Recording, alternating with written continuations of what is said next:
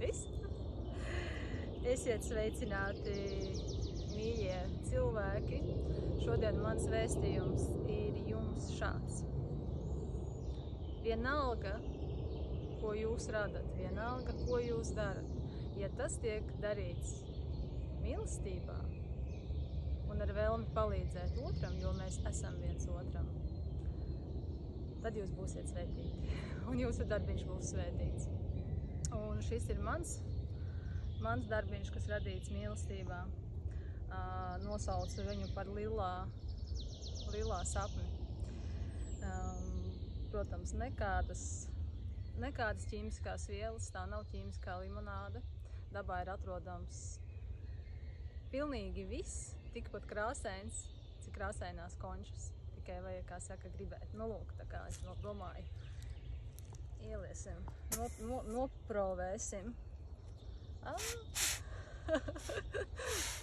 Tā nāk prieks ārā.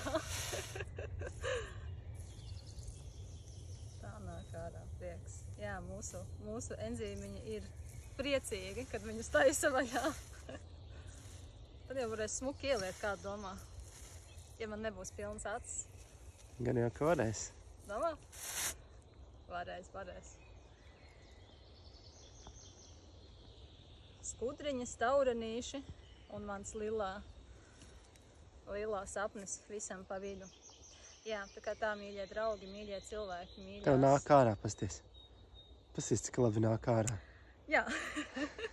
Dzīvība, kur tu rodies, jā. Nosita man domu, jā. Viss ir dzīvs, tāpat kā ferments.